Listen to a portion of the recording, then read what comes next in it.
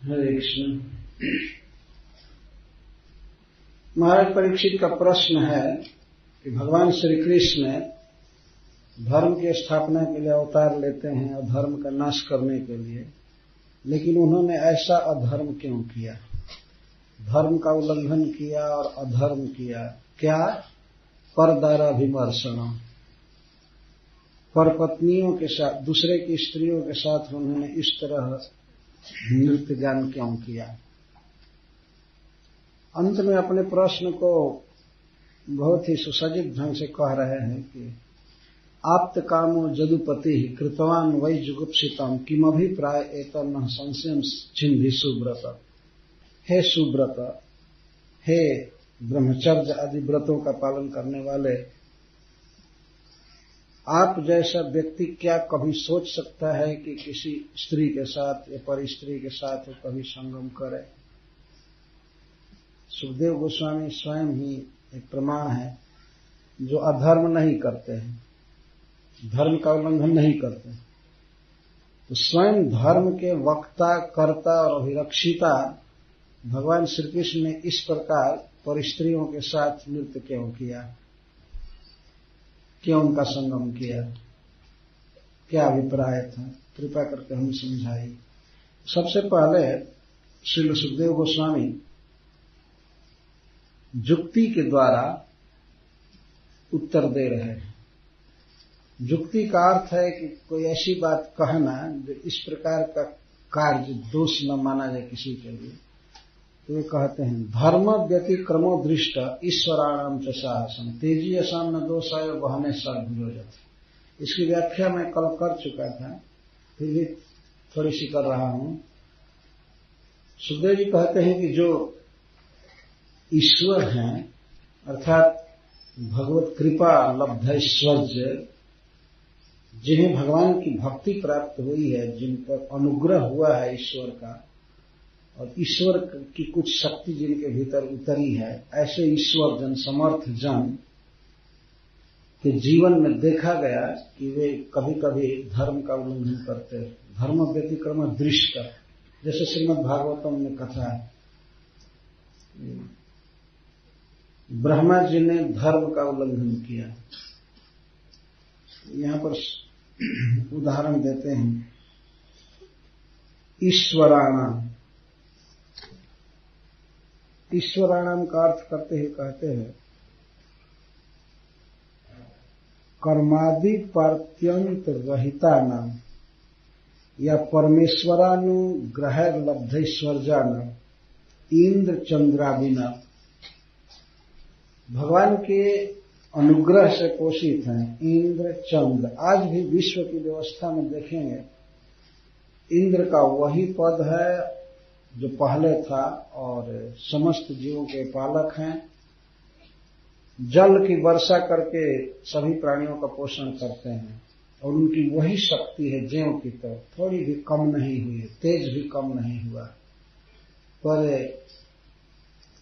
इंद्र के जीवन में एक दोष देखा गया।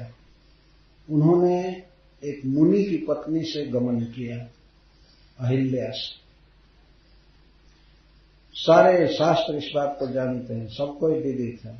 इंद्र ने एक ऋषि पत्नी के साथ गमन किया, संग किया, और उन्हें धोखा देकर गौतम मुनि का वेश धारण करके अहिल्या के साथ उन्होंने संभोग किया। बहुत बड़ा पाप था, लेकिन इंद्र इससे कुछ भी तेजहीन नहीं हुए। उन्हें भगवान का अनुग्रह प्राप्त है, ऐश्वर्य प्राप्त है। इसी तरह से चंद्रमा को देखा गया कि वे गुरु पत्नी के साथ गमन किए। खास उनके जो गुरु है बृहस्पति जी पुरोहित, उनकी तारा नाम की पत्नी है, उसको बलात् चंद्रमा ने अपहरण कर लिया। दिन के समय उनके घर पर जा करके और बृहस्पति जी के सामने उनकी पत्नी को छीन लिया। अजीब अजीब साहस देखा गया, क्योंकि चंद्रमा उस समय समस्त ब्राह्मणों के और औषधियों के राजा बनाए गए थे ब्रह्मा जी द्वारा। तो राज्य पा करके, सर्वाधिपत्य पा करके अभिमान हो गया चंद्रमा। तो इतना साहस कि अपने गुरु की पत्नी को बलात् जबरदस्ती ले लेना, और बृहस्पति जी हाथ जोड़ रहे हैं, ये ठीक नहीं है, तुम मेरी पत्नी को लौटा दो। चंद्रमा ने कहा नहीं लौटाऊंगा, गुरु हो तो क्या, जाओ। इतना बल था, अभिमान था कि अब गुरु जी क्या करें। तब गुरु जी समस्त देवताओं के पास गए, इंद्र आदि के पास, तुम्हारी गुरु माता जी हरण कर ली गई, चलो छुड़ाओ। चंद्रमा ने ऐसा किया, ले गया अपने घर। इंद्र आए गुरु बृहस्पति जी के साथ उनके तरफ से लड़ने के लिए। तो वरुण आदि सारे देवता, चूंकि सारा देव समाज बृहस्पति जी का शिष्य है, तो वे सब लोग अपने गुरु की सहायता के लिए आ गए, अपनी अपनी सेना ले। चंद्रमा उस समय राजनीति किए, जानते थे कि देवताओं से असुरों का बैर रहता है, दैत्यों का, और गुरु बृहस्पति जी से शुक्राचार्य का बैर रहता है, झगड़ा। चंद्रमा ने तुरंत फोन कर दिया दैत्यों को, ये जो भी किया कि हमें बहुत जरूरत है और मैं मदद करूंगा तुम लोगों की, इस समय आओ, इस बृहस्पति से लड़ना है। बृहस्पति से लड़ने का मतलब है देवताओं से लड़ना। देवताओं में ही एक व्यक्ति फूट करके दैत्यों को मदद करे, और वो भी सबसे बड़ा राजा हो गया था उससे। तो दैत्य तो बड़े प्रसन्न हुए इस अकस्मात आमंत्रण से। उनको तो लड़ाई झगड़ा चाहिए, स्वर्ग दखल करना चाहते ही हैं। तो वे सब सेना लेकर के आ गए, सारे सेनापति असुर सैनिक। अब तो बहुत बड़ा बलवान दल हो गया चंद्रमा। उधर बृहस्पति जी ने भगवान शिव से निवेदन किया, क्योंकि ये बृहस्पति जी भगवान शिव के गुरु भाई लगते हैं, एक नाते से एक जगह पढ़े। अब गुरु भाई पर एक कठिन विपत्ति आ गई, तो भगवान शिव भी समस्त भूतों का पलटन लेकर बृहस्पति जी के साथ आए। पूरा संसार ही खड़ा हो गया, पूरा संसार दो दल में बंट गया, दोनों सम शक्ति वाले, कोई किसी से हारने वाले नहीं।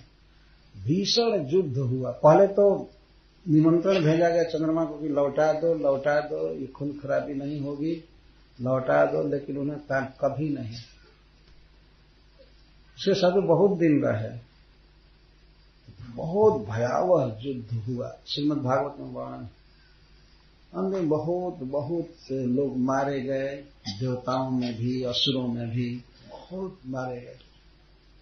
समरस तारका में बहुत बड़ा युद्ध हुआ, जैसे देवासुर संग्राम अमृत मंथन के समय हुआ था, वैसा भयावह युद्ध हुआ।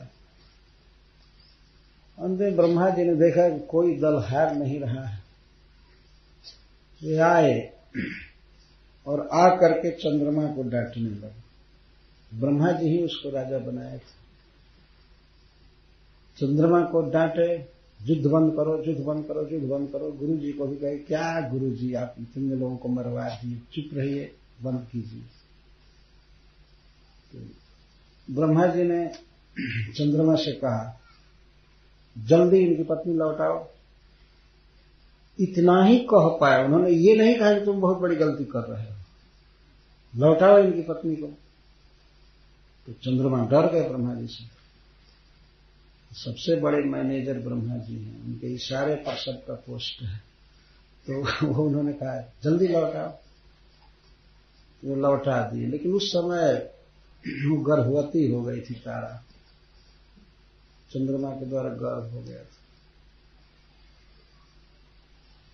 तो जब वह स्त्री आई अपने पति के पास, तो पति ने, बृहस्पति ने देखा कि गर्भवती हो गई है। तो वे कहा थे, अरे दुष्प्रज्ञ, अरे दूषित बुद्धि वाली, तुम जब चंद्रमा के पास गई तो मर क्यों नहीं गई, कैसे जीवित आ गई और अभी मुख दिखा रही हो। जल्दी इस गर्भ को बाहर करो। दुष्टा कहीं। और इस तरह से पागल पति, वो बेचारी स्वेच्छा से तो गई नहीं थी, बलात् अपहरण किया गया था, उसे मरने भी नहीं दिया गया, वो करे क्या, लेकिन वो पति पागल हो गया था। सभा के बीच बृहस्पति जी कहने लगे, मेरे क्षेत्र में दूसरे का गर्भ तुमने क्यों धारण किया, जल्दी है, जल्दी गर्भपात करो, ये जल्दी बच्चा पैदा करो, जल्दी करो, जल्दी करो। देवताओं में शक्ति होती है, ये जब चाहे प्रसव कर सकते हैं। सभा के बीच ये तो पागल हो गए थे। कभी कभी आदमी अपने ही बेटा को, अपने ही स्त्री को ऐसी गाली देता है कि कोई दूसरा व्यक्ति भी नहीं सुन सकता, लेकिन क्रोध में ऐसा बोलता जाता है, बोलता है। तो उसने तुरंत ही प्रसव किया। प्रसव किया, बच्चा इतना तेजस्वी था कि गुरुजी को स्वयं ही लोभ हो गया। जब बच्चा हुआ तो बृहस्पति जी कहने लगे, ठीक है, इसका पालन करो, ये मेरा पुत्र है। अब देखिए, और चंद्रमा जब देखे कि इतना तेजस्वी पुत्र है, तो वास्तव में वो चंद्रमा का था। चंद्रमा ने कहा, मेरा है, मेरा है। फिर झगड़ा हुआ। गुरु जी कहते थे मेरा पुत्र है, मेरा पुत्र है, और चंद्रमा कहते थे मेरा पुत्र है, मेरा पुत्र है। बृहस्पति ये नहीं कहते थे कि मेरे वीर्य से जन्म लिया है, वो कहते थे कि मेरे क्षेत्र में जन्म लिया है इसलिए मेरा है, मेरी पत्नी से जन्म लिया है इसलिए मेरा है। लेकिन चंद्रमा कहते थे अंश मेरा है इसलिए मैं रखूंगा। अब बच्चे के लिए झगड़ा हो गया कि कौन रखेगा। फिर युद्ध हुआ, फिर चालू हो गया, बच्चा मेरा है तो मेरा है, सब लोग जुटे ही थे। फिर झगड़ा चालू हुआ। चंद्रमा कहते थे मेरा है, बृहस्पति जी कहते थे मेरा है। बृहस्पति जी झूठ बोल रहे थे, वो कह रहे थे कि मेरा अंश है, केवल क्षेत्र की ही बात नहीं कहते थे, मेरा है, मेरा है। फिर जब मारकाट होने लगी, ब्रह्मा जी फिर हंस पर दौड़े हुए आए, भागे भागे। फिर क्या हो रहा है, अभी कॉम्प्रोमाइज हुआ और फिर झगड़ा। तो ब्रह्मा जी पूछने लगे, सब लोग पूछ रहे थे, देवता लोग इतने बेवकूफ पागल समाज में पूछ रहे थे, अरे किसका है, तुम बताते क्यों नहीं, झगड़ा क्यों नहीं बंद करते, बताओ किसका है, किसका है। वो बेचारे शर्म के मारे बोल नहीं रहे थे। तो ब्रह्मा जी उसको एकांत में ले गए। इस श्रीमद् भागवत में लिखा है, ब्रह्मा जी ने पूछा, बेटी तुम भय मत करो, बताओ ये किसका पुत्र है। तो उसने धीरे से कहा, चंद्रमा। तब ब्रह्मा जी कहे, गुरु जी इस प्रकार से झूठ बोलना, सारे देवताओं का गुरु होकर, ये आपका नहीं है, बेकार लड़ रहे हैं। पत्नी ले लीजिए, बच्चा चंद्रमा का है। तो अब क्या करे गुरु जी। तो ब्रह्मा जी की बात मान करके चंद्रमा जीव के थे उसी पोस्ट पर, उसी तेज के साथ आज भी औषधियों का पोषण करते हैं, आज भी ब्राह्मणों के नायक। इतनी बड़ी गलती किया, लेकिन चंद्रमा के लिए दोष नहीं हुआ। कोई भी दोष दृष्टि से चंद्रमा को नहीं देखता है, इसलिए उन्होंने गुरु पत्नी गमन किया, कोई नहीं दोष देगा। ये तो सामान्य जीवों की बात सुखदेव गोस्वामी कह रहे हैं। इंद्र चंद्रादि नाम और साहसम देखा गया, साहसम निर्भयत्वाच्च। एक तो गलती करना, धर्म का उल्लंघन करना, और दूसरे साहस, इतना बड़ी लड़ाई लड़ना, ये करना, साहस भी अधिक। धर्म व्यतिक्रमण और साहस दोनों देखा गया। अरे कोई धर्म का उल्लंघन कर दिया, पाप कर दिया, तो दूसरा कोई व्यक्ति डांटे तो स्वीकार कर ले कि हाँ हमसे गलती हो गई, अब ऐसे नहीं करेंगे। लेकिन धर्म का उल्लंघन भी किया और साहस भी, दुस्साहस। देखा, दृष्ट, ये देखी हुई बात है ना। देखा मतलब शास्त्र चक्षु से देखी हुई बात, दृष्ट। और फिर उदाहरण दे रहे हैं, बहने सर्वभुजो जथा। जैसे अग्नि सर्वभक्षक है, सब कुछ खाता है, लेकिन अग्नि के तेज में कोई कमी नहीं होती। ये कैमुत्य न्याय से बोल रहे हैं, तो फिर ईश्वर के लिए क्या कहना। तब इस पर प्रश्न होता है, तरहि जग जदा चरति श्रेष्ठ इति न्यायेन अन्य अपि कुर्यात् इत्याशंक्या। तो मानो परीक्षित महाराज ने कहा कि जो बड़े बड़े लोग इस तरह धर्म का उल्लंघन करते हैं, साहस करते हैं, तो भगवान ने कहा है कि जद जदा चरती श्रेष्ठ तत्त देवे तरो जम सजग प्रमाणम कुरुते लोकस्तदनुवर्त। बड़े लोग जो आचरण करते हैं प्राय छोटे लोग देखा देखी वही करते हैं। तो एक प्रकार से भगवान तो नाश करेंगे प्रजा का। भगवान के देखा देखी लोग दूसरे की स्त्रियों के साथ ऐसे संग चालू करेंगे तो पूरी प्रजा नष्ट हो जाएगी इस तरह से।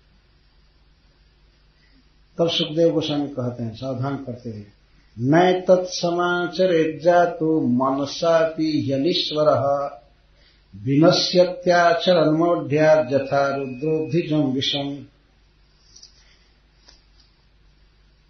अनीश्वरः, जो व्यक्ति देह और कर्म के परतंत्र है, जो तेजस्वी नहीं है, कर्म बंधन में है परवश, एतत्, यह धर्म का व्यतिक्रम परदार गमन मनसा अपि न आचरित, जातु कभी भी वाचा कर्मणा किमुत वाचा कर्मणा मनसा अपि न समाचरित। अब अन्य सब जीवों के लिए, देवताओं के लिए, मनुष्यों को सावधान कर रहे हैं सुखदेव गोस्वामी, कभी भी भूल करके भी परिस्त्री गमन आदि का साहस नहीं करना चाहिए, नहीं आचरण करना चाहिए उस व्यक्ति को जो कर्मों के परतंत्र है, देह के परतंत्र, जो अनीश्वर है। यहां साफ शब्द दे रहे हैं, जो अनीश्वर जातु मनसा अपि न आचरित किमुत वाचा कर्मणा, मन से भी कभी नहीं सोचना चाहिए उसको परिस्त्री के प्रति, नहीं तो घोर बंधन होगा, नरक की प्राप्ति होगी। और उदाहरण दे रहे हैं कि जैसे कोई व्यक्ति मूर्खता बस शिव जी के अलावा अब्धिजम विषम खा ले। और रुद्र शब्द है वास्तव में, और रुद्र यथा और रुद्र अब्धिजम विषम।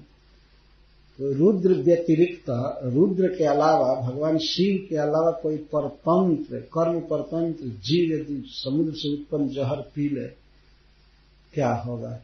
उसी समय जलकर राख हो जाएगा, मर जाएगा। तो उस विष की हवा फैल रही थी तो देवता लोग मरने लगे थे, भागे, बहुत बड़ी जलन हुई, मथना सपना सब भूल गए। अमृत मंथन के लिए इतना बड़ा प्रयास किए, जुगाड़ किए, सब किए, जब विष उत्पन्न हुआ तो सब छोड़ छाकर भाग गए। वो लोग ब्रह्मा जी से कहने लगे कि हम लोग और लंबा नहीं जीना चाहते हैं, जितना जीवन है उतना तो जिए, तो अभी मर जाएंगे, विष इतना फैल रहा है कि हम मर जाएंगे। तो भगवान ब्रह्मा जी ने संकेत किया कि शिव जी के पास चलो। तो गए उनके पास, सब देवता रो रहे थे, भगवान ने देखा पार्वती जी के साथ। तो भगवान कृष्ण को प्रसन्न करने के लिए शिव जी विष को पी गए, समुद्र व्यापी विष को हाथ पर रख करके और पी गए। क्या कोई दूसरा व्यक्ति पिएगा? यदि मूढ़ता बस पिएगा तो तुरंत मर जाएगा। इस तरह से भगवान ने जो आचरण किया, स्त्रियों के साथ नाचे गाए, चुंबन आलिंगन किए, किसी भी मनुष्य को भूल करके भी, जातु का अर्थ है भूल करके भी, मन से भी ये नहीं करना चाहिए। मन से स्त्री का चिंतन तक नहीं करना चाहिए, फिर कर्मणा हाथ से पकड़ना और वाचा वाणी से कुछ बोलना, ये तो कितना घोर नरक में ले जाएगा। नैतत् समाचरित जातु मनसा पीयमीश्वर विनश्यत्याचरण मौढ़्या यथा रुद्रोद्धिजं विषम। शिव जी हलाहल जहर पी गए, लेकिन दूसरा पिएगा तो तुरंत मर जाएगा। इसलिए भगवान के देखा देखी या चंद्रमा के देखा देखी, इंद्र के देखा देखी, कोई ऐसा न सोचे कि हम भी किसी स्त्री का स्पर्श करेंगे, सोचेंगे। स्पर्श की बात तो छोड़ दीजिए, मन से भी यदि सोचा तो गया दुनिया से। इतना बड़ा कर्म बंधन लगता है उस व्यक्ति को। सब कुछ रिकॉर्ड होता है। इस संसार में तो शायद मन के विचारों को रिकॉर्ड करने की कोई मशीन नहीं है, कि है नहीं है ना। फेफड़ा आदि की गति को, ये ब्लड सर्कुलेशन आदि को रिकॉर्ड करने की मशीन है और सब कुछ, लेकिन मन में क्या क्या सोच रहा है इसको तो रिकॉर्ड करने की शक्ति नहीं। पर जमराज जी के ऑफिस में ऐसे ऐसे कंप्यूटर फिट हैं कि मन में क्या, सपना में क्या व्यक्ति सोच रहा है, सब रिकॉर्ड हो जाता है। कलयुग में माफ है। कलयुग में इतना कड़ा बंधन नहीं रखा गया, लेकिन यह वैष्णवों के लिए तो बहुत खतरनाक। वैष्णवों के लिए तो मन में जो विचार आता है वो भी रिकॉर्ड होता है। अन्य जीवों को छूट है, बेचारे लोगों को छोटे दर्जे के हैं, इसलिए उन पर इतना कड़ा बंधन नहीं लगता।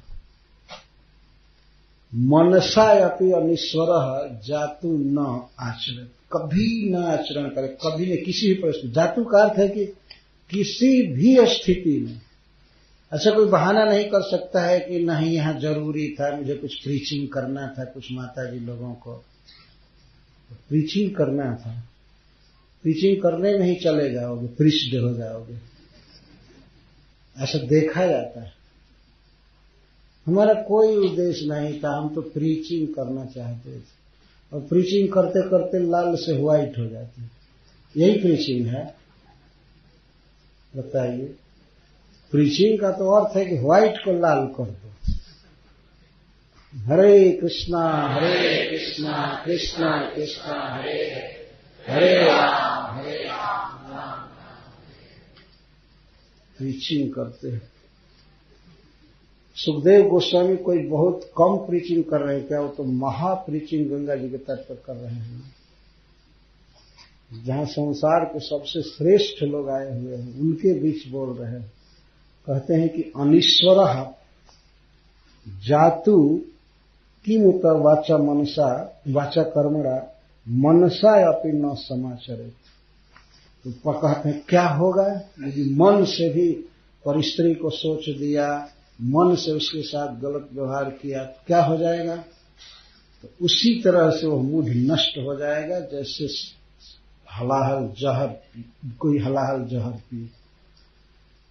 तो भगवान शिव को यहां रखा जा रहा है, भगवान कृष्ण के समकक्ष लगभग।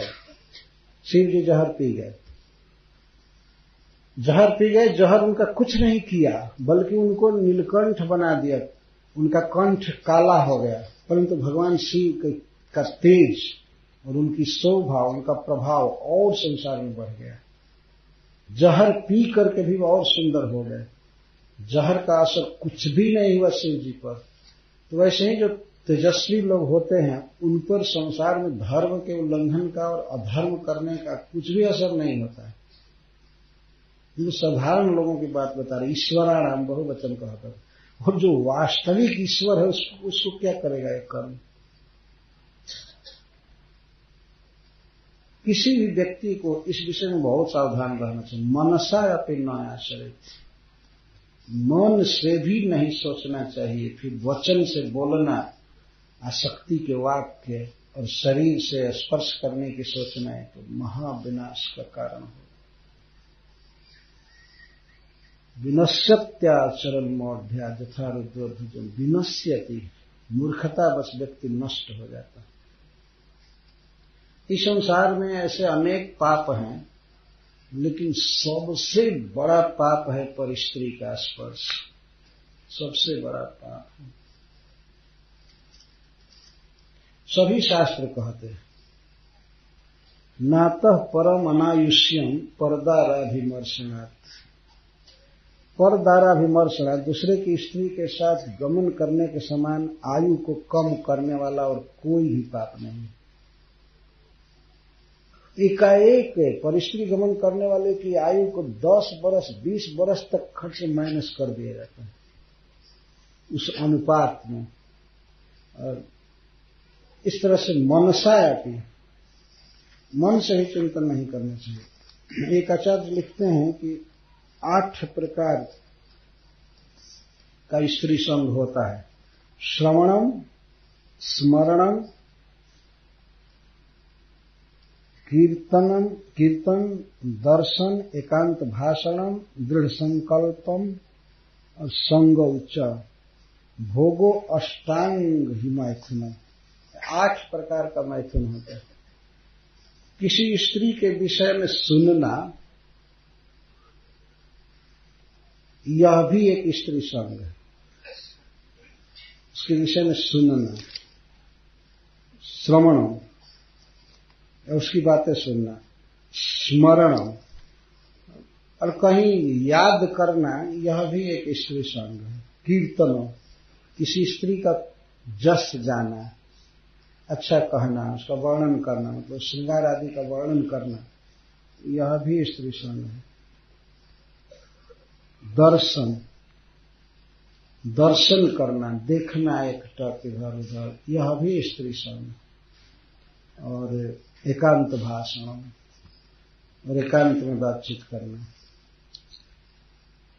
दृढ़ संकल्प, और संकल्प करना मन में कि मैं उससे मिलूंगा, उससे मिलूंगा, यहाँ बात करूंगा, ये करूंगा, यह सोचना भी, इसको दृढ़ संकल्प है। यह भी एक संग ही है। और संग, संग का अर्थ है इंद्रियों से छूना, हाथ से, जैसे तैसे, ये संग।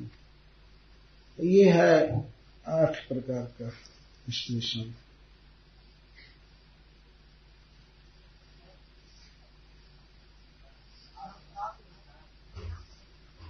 और 8वां है संभोग। इस तरह से 8 प्रकार से स्त्री का संग होता है। तो इसमें एक स्मरणम है। सुखदेव गोस्वामी मना कर रहे हैं, बहुत कड़े शब्दों में मना कर रहे हैं। नैतत् समाचरे जातु, जातु का अर्थ कदापि, कदापि किसी भी परिस्थिति में कैसे भी मन से भी स्त्री का स्मरण नहीं करना चाहिए, परिस्त्री का स्मरण नहीं करना चाहिए। और फिर उससे छुआना, अंगों को, चरण को छुआना, ये बहुत सतर्कता दी गई। कुछ लोग सोचते क्या है स्त्रियों को देखने में और उनसे बातचीत करने में, इससे क्या हो जाता है? बहुत हो जाता है। क्षण भर की असावधानी से दुर्घटना हो सकती है। रेलवे के प्लेटफार्म पर लिखे रहते हैं, क्षण भर में विचार बदल सकता है। 1 मिनट नहीं देर लगेगा गिरने में व्यक्ति को। और वो भी कोई परस्त्री के साथ बात करे तो घोर पाप, कभी नहीं करना चाहिए। चेतावनी दे रही थी। भगवान कृष्ण ने परस्त्रियों का समागम किया, उनके साथ नाच गान किया। गोपियों को एक बार परस्त्री मान करके ही समाधान कर रहे हैं, नहीं परस्त्री। लेकिन कोई अगर ये दुराग्रह नहीं छोड़ता है कि गोपियां वास्तव में दूसरे की पत्नियां हैं, तो ठीक है, एक बार यह मान करके समाधान किया जा रहा है। यह दोष नहीं है कृष्ण के लिए। बाद में तो कहेंगे कि नहीं, गोपियां तो भगवान की पत्नी है, परस्त्री नहीं। तब यह कहा, पूछा जाएगा कि ठीक है, भगवान शिव ने विष पी लिया, वो मरे नहीं। चंद्रमा और इंद्र ये व्यभिचार किए दूसरे की स्त्री के साथ, इन्हें दोष नहीं लगा। तब कथम तरही सदाचारस्य प्रामाण्यम, तो सदाचार का प्रमाण क्या है? आखिर किसकी नकल की जाए, किसका आचरण किया जाए? जो बड़े लोग करते हैं वही किया जाएगा ना। तब कहते हैं, ईश्वराणाम वचः सत्यम तथैवाचरितम क्वचित् तेषां यत्स्ववचोजुक्तम युक्तम बुद्धिमान तत्समाचरेत्। कहते हैं हाँ ठीक है, क्या प्रमाण है किसी के करने के लिए? ईश्वराणाम वचः, सत्य मतलब प्रमाण। जो ईश्वर कोटि के जीव हैं, जो तेजस्वी हैं, उनका वचन प्रमाण होता है, वो करना चाहिए, आचरण में। बड़े लोगों के देखा देखे उनका आचरण नहीं करना चाहिए, वो जो कहते हैं वो करना चाहिए। यह सत्यम का अर्थ है प्रमाणम।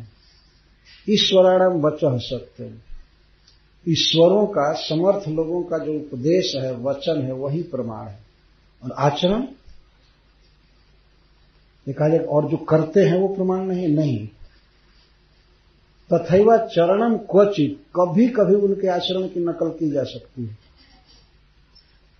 कभी कभी ऐसा देखा जाता है, महापुरुष जो करते हैं वो भी किया जाता है, उनका आचरण किया जाता है जो करते हैं, लेकिन किस आचरण का? तेषां यत् स्ववचो युक्तम्, जो उनका आचरण उनके उपदेश के अनुसार है उसकी नकल करनी चाहिए, बाकी नहीं। भगवान शिव क्या कभी किसी को कहे हैं कि तुम भी जहर पियो? वे पिए, तो क्या कोई उनके देखा देखी जहर पीने जाएगा? अभी तो वो हलाहल जहर कटोरी में रहेगा तो उसको देखते ही मर जाएगा, पीने की बात तो दूर है, क्या कोई नकल करेगा? भगवान शिव तो सांप का गहना पहनते, सांप लपेटे रहते हैं, चीता की राख है घसते हैं शरीर में, हड्डी का गहना पहनते हैं, मुर्दा की हड्डी डायरेक्ट भूत लोग लाते हैं शिव जी के लिए। हमने सुना है कि यह उज्जैन में महाकाल भगवान वो रोज फ्रेश मुर्दे की राख अपने शरीर में लगाते, एकदम फ्रेश मुर्दा उज्जैन में जो जलते हैं उनकी राख रोज ताजा ताजा आती है। हमने एक बार कहा कि निश्चित मर ही जाते हैं लोग। हाँ, इतना बड़ा शहर है और जगह से लोग आते रहते हैं, तो शिव जी को भस्म की जरूरत है तो मारते ही रहते हैं। तो आदमी को भूंज भूंज करके राख बना करके वो शिव जी धारण करते। एक बार मैं गया था कुंभ के अवसर पर, पिछले कुंभ में, तो भक्तों के साथ गया, ये बात मैं सुन चुका था कि महाकालेश्वर जी भस्म लगाते हैं। तो गए तो सब लोग वो ले लेकर के तिलक कर रहे थे, लगा रहे थे। तो हमको एक पंडा आया लगाने के लिए, मैं कहा नहीं मेरा अधिकार नहीं है। मैं कहा कि मेरा अधिकार नहीं है, शिव जी को ही लगाने दीजिए, हम ये प्रसाद धारण नहीं करेंगे, हम क्यों मुर्दे की राख लगावे। लेकिन लोग बड़े शौक से धारण करते हैं, ठीक है शिव जी का प्रसाद है, शिव जी का वो प्रसाद धारण करने जोग नहीं है। हम लोगों को धारण करने की चीज है गोपी तिलक, है ना, कि शिव जी, अब शिव जी सांप लपेटते हैं तो कहीं से सांप देखकर हम भी लपेटने चालू करें, या अपना फ्लैट है तो घर द्वार छोड़ करके स्मशान में रहें उनके समान, या ऐसे ही दिन भर रात भर नंगे हाथ में त्रिशूल लेकर घुमा करें, ये कोई आचरण की नकल है? शिव जी जो कहते हैं वो मानना चाहिए और उनके वचन के उपदेश के अनुसार जो आचरण है उसको करना चाहिए। तेषां यत् स्ववचो युक्तम् आचरणम, जो उनके वचन के अनुसार आचरण है, बुद्धिमान तत् समाचरे, बुद्धिमान को चाहिए कि उसका आचरण करे। बुद्धिमान शब्द बहुत महत्वपूर्ण यहाँ है। बुद्धि होनी चाहिए कि ये महान व्यक्ति क्या कह रहा है, इसका अभिप्राय क्या है। जैसे भगवान श्री कृष्ण ने गोपियों को कहा कि तुम लोग अपने पतियों के पास लौट जाओ, अपने पतियों की सेवा करो, बच्चों का पालन पोषण करो, धर्म करो, घर पर रहो, रात्रि के समय यहाँ रहना ठीक नहीं है। तो गोपियां कहीं नहीं, हम नहीं जाएंगी। यह है बुद्धिमानी। सब समय भगवान के वचन भी नहीं माना जाता है, बड़े लोगों के वचन का भी पालन नहीं करना चाहिए। कभी कभी वचन भी कभी कभी प्रमाण नहीं होता।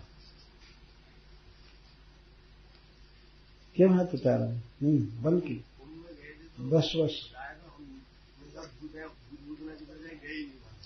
बीच में नहीं बोलना। तो गोपियां घर नहीं गई तो क्या माना जाएगा कि भगवान की बातों का उन्होंने उल्लंघन किया? नहीं, यह बुद्धिमानी है। समय विशेष पर, देश विशेष में बड़े लोगों की आज्ञा को समझना चाहिए कि क्या कह रहे हैं, आज्ञा समझनी चाहिए। इतनी कैपेसिटी होनी चाहिए कि कौन उनका उपदेश और कौन उनका आचरण नकल करने योग्य है। उपदेश के अनुसार भी कोई कोई आचरण होता है, नहीं करना चाहिए। इतना सावधान कर रहे हैं। बुद्धिमान तत्समाचरे। भगवान ने लक्ष्मण जी को कहा कि तुम वन में मत जाओ, तुम माता पिता की सेवा करो, यहीं रहो, प्रजा का पालन करो, लेकिन लक्ष्मण जी ने कहा नहीं। तो क्या कहा जाता है कि लक्ष्मण जी आज्ञा का उल्लंघन किए? नहीं, उन्होंने ठीक किया। अभी भगवान कहते हैं गीता में कि जैसे मैं लोक संग्रह के लिए कर्म करता हूं वैसे ही करना चाहिए, विद्वान व्यक्ति को भी मूर्ख जैसा संसार का काम करना चाहिए। भगवान का यह अभिप्राय नहीं है वास्तव में। उनका तो वास्तविक अभिप्राय है कि सब छोड़ करके मेरा भजन करो, यही उनका अभिप्राय है। इसीलिए लास्ट में उन्होंने कह दिया सर्वधर्मान परित्यज्य मामेकं शरणं व्रज। तो इस तरह से किस देश में और किस काल में और किस व्यक्ति के लिए कोई महान पुरुष क्या उपदेश कर रहे हैं, बुद्धिमान को समझने की चेष्टा करनी चाहिए, अन्यथा वो नष्ट हो जाएगा। बुद्धिमान तत्समाचरित स्ववचर युक्त। किसी बड़े व्यक्ति के आचरण को नहीं देखना चाहिए और उसकी नकल नहीं करनी चाहिए। बहुत ऐसे आचरण होते हैं कि बिल्कुल अनुकरण करने योग्य नहीं होते हैं, बिल्कुल नहीं। अब मान लीजिए कोई भगवान कृष्ण का भक्त है, तो देखे कि भगवान बहुत बड़ा पर्वत उठाए हैं, तो हम कम से कम एक आध टन तो उठा करके घूमें, नहीं तो हम भगवान के भक्त कैसे हैं। तो भगवान ने तो पर्वत धारण किया, क्या उसमें से किसी गोप को कहा कि तुम भी कभी उठाओ? नहीं कहा ना। तो इस विषय में भगवान कृष्ण की नकल नहीं की जा सकती। वे आग को पी गए, कई किलोमीटर में लगी हुई थी आग, वन में भयावह है आग। बच्चे गौएं सब तड़पने लगे, हाहाकार करने लगे। भगवान उस संपूर्ण आग को मुख में पी गए।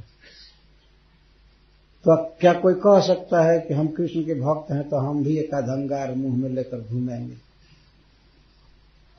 तो क्या लेकर के घूमेंगे? जीभ वोट सब जल जाएगा, गूंगा सदा के लिए हो जाएगा। ये मर भी सकते हैं। आग कभी हम लोग पीते हैं, थोड़ा सा गरम रोटी भात जाते ही आए करने लगते हैं, जल्दी चच्छार दो, जल्दी बाहर हो, चाहे कोई ठंडा डालो, थोड़ा सा मिर्च लगते ही मीठा दो मीठा दो, शी करने लगते, मुंह में गाज भर जाती है, आंखों में पानी आ जाता है। आग पिएंगे तो जब उनके द्वारा आचरित दवानल पान की लीला आप नहीं कर सकते, गोवर्धन नहीं उठा सकते, कालिए के फण पर नृत्य नहीं कर सकते, तो कैसे दूसरे की स्त्रियों के साथ नाचेंगे? उस लीला की क्यों नकल करेंगे? जब अन्य लीलाओं की नकल नहीं कर रहे हैं, अगर ये सब नकल करना हो, गोवर्धन पर्वत उठा करके 7 दिन कोई रहे और इसके बाद कालिए के फण पर नृत्य करे, दवाग्नि पी जाए, तब उसको अलाउ किया जा सकता है। ठीक है, आप भी 10-20 गोपी बटोर करके और आप नाच सकते हैं,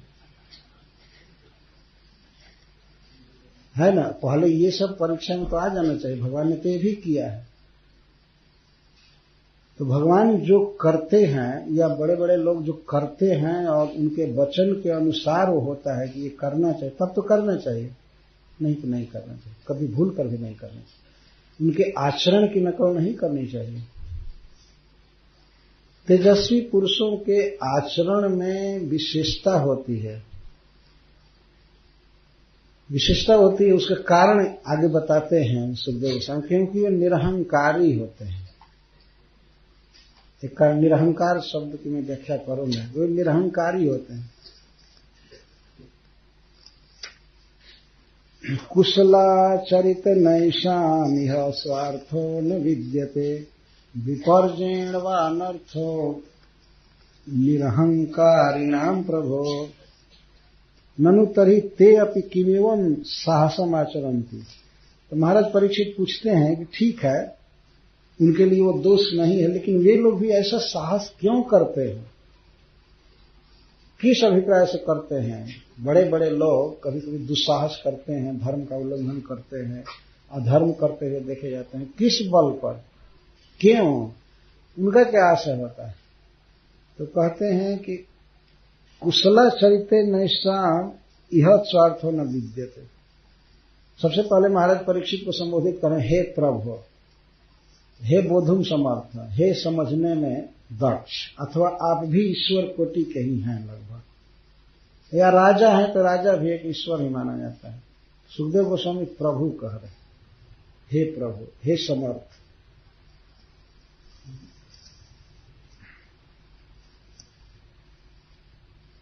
निरहंकारिणाम एषाम ईश्वराणाम कुशलाचरितेन इह स्वार्थ या अर्थ फलम न विद्यते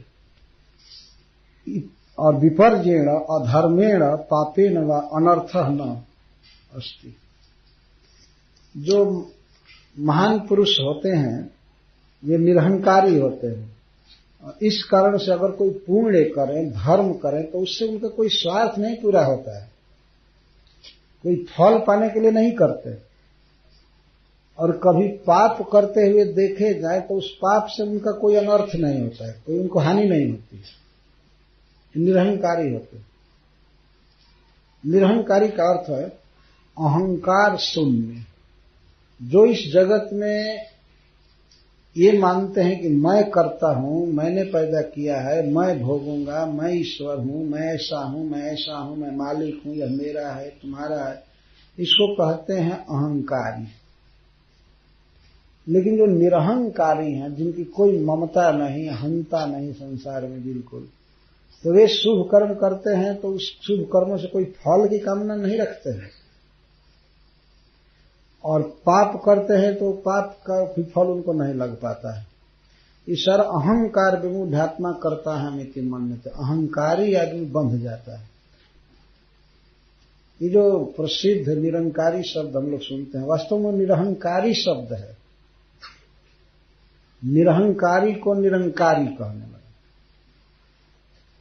निरंकारी का अर्थ ये नहीं होता है कि निराकार ब्रह्म को मानने वाला। निरहंकारी एक पथ है। यह निरहंकारी शब्द है, वही है निरंकारी शब्द।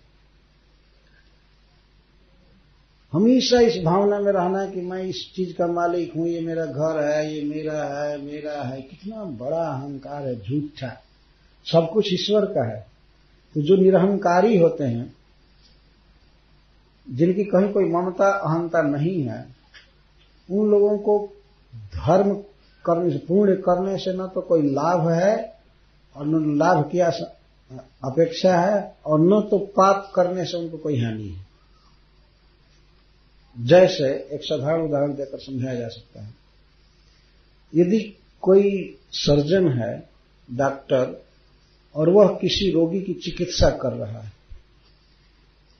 तो वह इस मायने में निरहंकारी है। निरहंकारी का यह अर्थ हुआ कि वह उस व्यक्ति को मारना नहीं चाहता है, रोगी को मारना नहीं चाहता है, बल्कि उसको बचाने की चेष्टा कर रहा है। लेकिन उसके ऑपरेशन करने पर, सर्जरी करने पर यदि वो मर जाए रोगी, तो वो बंधता नहीं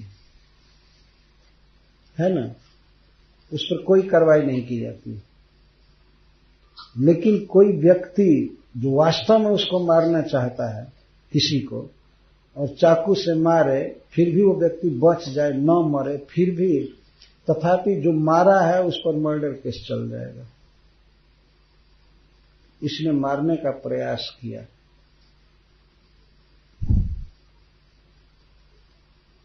कौन एक धारा चलता है? नहीं, 302 तो दूसरा है, 307 चले। उसने कोशिश किया मारने की, लेकिन वो बच गया। कोशिश किया मारने की, लेकिन वो बच गया है, पर फिर भी लगेगा उस पर कर्म बंधन। बच गया है, रोगी बिल्कुल स्वस्थ है या कोई उसका शत्रु, लेकिन फिर भी उस पर केस चलेगा। और डॉक्टर के द्वारा मर भी जाए तो कुछ नहीं। इस तरह से बड़े लोग निरहंकारी होते हैं। वो संसार निद्रा से ऊपर उठे होते हैं। अगर कुछ धर्म कर्म किए तो उनको उससे कोई लाभ नहीं, क्योंकि इतना बड़ा लाभ है, इतना बड़ा लाभ मिले हैं कि अब ये सब धर्म का थोड़ा सा फल उनको क्या लाभ देगा। एक टीकाकार सुखदेव जी कहते हैं, निम्बार्क संप्रदाय के, कि कुबेर जी के भवन में जहां सोने की असरफियां भारी हैं, गोदाम के गोदाम, तो वहां पर कोई 10-20 कौड़ी ले जाए बराती का, उससे क्या उनको होगा? कुबेर जी को क्या वो मानेंगे कि आज हमें आमदनी हुई? जो लोग भगवान की भक्ति से परिपूर्ण हैं, बहुत ऊंचे धरातल पर है, उनको यहाँ के धर्म कर्म से कोई फायदा नहीं। क्या मिलेगा उसको करने? स्वर्ग मिलेगा, ये मिलेगा, जिसकी उनको कोई कामना ही नहीं है। और पाप करने से उनका कोई अनर्थ नहीं है। जैसे कुबेर जी के घर से कोई 10-20 कौड़ी चुरा ले उनका, तो क्या उनका अनर्थ होने वाला। कौड़ी तो वहां है ही नहीं, लेकिन मान लीजिए कोई कौड़ी दिया हो, धर्म का फल पुण्य जमा है और इधर पाप हो गया तो पुण्य थोड़ा सा कम हुआ या पूरा ही कम हो जाए, तो वो है कुबेर जी के भवन में कौड़ी का जमा होना या अपहारित हो जाना। तो जो गुणों से अतीत हैं, भगवान के परम भक्त हैं, ये इतने इस विषय में धनी हैं, उनका परम स्वार्थ पूरा हो चुका है, कृष्ण प्रेम प्राप्त हो चुका है कि उनके लिए धर्म करना भी अकिंचित कर है और पाप भी हो जाए तो इतना बड़ा अर्थ प्राप्त हो चुका है कि इसे अनर्थ होगा ही नहीं उनका, वो सब नलिफाई हो जाता। तो जो महत् पुरुष कभी कभी पाप करते हैं, हो जाता है उनसे पाप, तो उसे उनका अनर्थ नहीं होता है और पुण्य करने से उनका कोई अर्थ नहीं समझता है। ये तो भगवान के भक्तों की बात कर रहे हैं, मुनिजनों की बात। फिर भगवान के चरित्र में क्या कुशला कुशल होगा। किमुताखिल सत्वानां तिर्यग मर्त्य दिवौकशाम ईशितुश्चेशितव्यानां कुशला कुशलान्वयः। तो जो समस्त तामस राजस सात्विक प्राणी, अर्थात तिर्यक तामस और मर्त्य राजस और दिवौकशाम सात्विक प्राणी, मतलब नीचे के जितने प्राणी हैं, ये वृक्ष लता या जलचर जीव वगैरह सब, मनुष्य और देवता, 3 विभाग में सारे जीव बटे हुए हैं। इन सबके जो ईश्वर हैं, सबके कंट्रोल, सबके लिए नियम भगवान ने बनाया है, मर्यादा भगवान ने बनाया है सबके लिए, जो सबके कंट्रोलर हैं, सर्वेश्वरेश्वर हैं, उनके कर्मों में कुशल और अकुशल का क्या अन्वय है। कुशल का अर्थ है पुण्य, अकुशल का अर्थ है पाप, अन्वय का अर्थ है संपर्क। यदि सबके लिए नियम बनाने वाले भगवान को देखा जाए कि कभी कुछ अकुशल काम कर रहे हैं, जैसे परिस्त्री गमन आदि अकुशल काम कर रहे हैं, और कभी कुशल काम दान देना व्रत करना कर रहे हैं, तो न तो कुशल कर्म का लेप भगवान पर आएगा, संपर्क होगा, न अकुशल कर्म का आएगा। जब सामान्य लोगों के लिए भी पाप और पुण्य उन्हें नहीं छू पाते हैं, तो भगवान को क्या छुएंगे। भानु कृषानु सर्व रस खाही, तिन्हकह मंद कहत कोई नाही। सूर्य भगवान सब चीज खाते हैं, खाने का मतलब सुखा लेते हैं अपने किरण से, कर से। किरण को कर भी कहा जाता है। भगवान सूर्य पूरी दुनिया में अपने हाथों को फैला करके सब चीज खाते हैं। तो मान लीजिए कि कहीं केवल मनुष्यों का मल मूत्र भरा है, वहां भी वे किरण प्रसारित करते हैं, उसको सुखा देते हैं दिन भर में, है ना। तो ये कहा जाता है भानु कृषानु सर्व रस खाही। भानु सूर्य और अग्नि सब रस खाते हैं, लेकिन तिनको मंद कहत कोई। तो क्या भगवान सूर्य की किरणें जब फैलती हैं मल मूत्र के स्थान में, घाट में, तो क्या भगवान सूर्य मंद हो जाते हैं? या कभी भागे हैं वो, कह रहे ये सब मनुष्यों के त्याग के स्थान है, यहाँ हाथ न बढ़ाऊं, यहाँ प्रकाश न दूं, कभी सोचे? या कहीं फूल का बगीचा है, बहुत सुंदर सुंदर फूल खिले हैं, सुगंध है सब तरह से, तो क्या भगवान सूर्य वहां रुक गए हैं? अब यहीं रहना चाहिए, बड़ा साफ सुथरा स्थान नहीं। जैसे फूल के बगीचे पर अपनी किरणों को प्रसारित करते हैं, उसी तरह गंदे फिल्दी स्थान पर भी प्रसारित करते हैं, लेकिन फिर भी सूर्य नमस्कार के योग्य। तो वह गंदगी सूर्य को गंदा नहीं कर पाती है, और वह फ्रेश हवा या सुगंध सूर्य को प्रभावित नहीं कर पाती, वहां पहुंचते ही नहीं।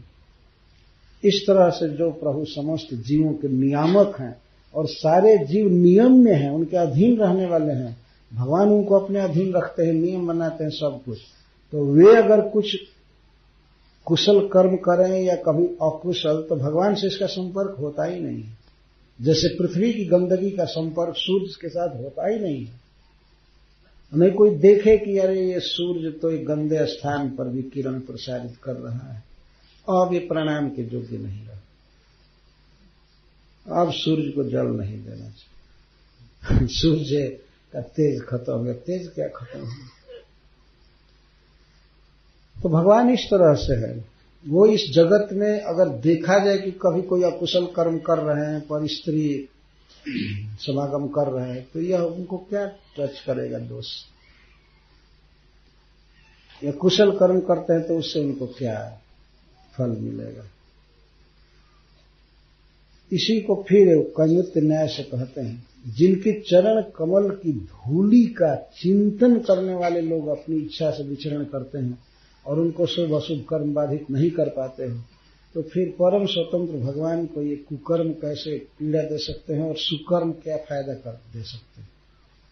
जतपाद पंकज पराग निषेव तृप्ता योग प्रभाव विधुता खिल कर्म बंधा स्वैरम चरन्ति मुनयोऽपि न मह्यमानः तस्येच्छयात् वपुषः कुत एव बन्धः।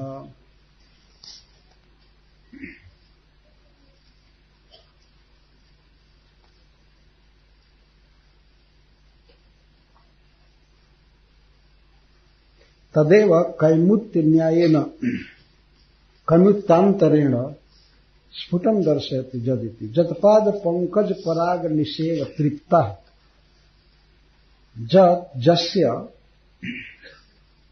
पाद पंकजयोः परागाणां कश्चित् परमाणूनां निषेवणेन नितरां सेवनेन ध्यान रूपेण अनुशीलनेन तृप्ता अन्यत्र अल्प बुद्धयः इत्यर्थ।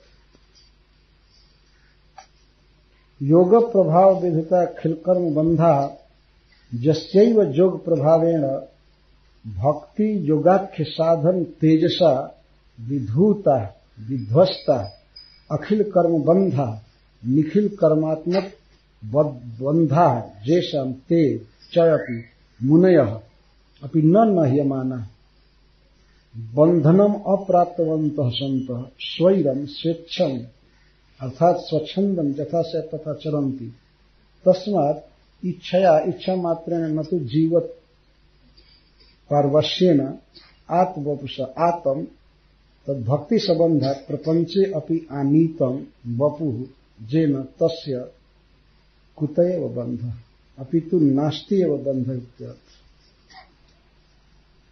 जतपाद पंकज पराग निषेव तृप्ता, यह मुनियों के लिए बात कही जा रही है जो भगवान के भक्त हैं।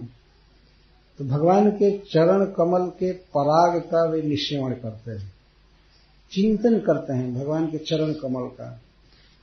पराग का यहाँ अर्थ है जो भगवान की कथा सुनते हैं। कई जगह ये बात सिद्ध की गई।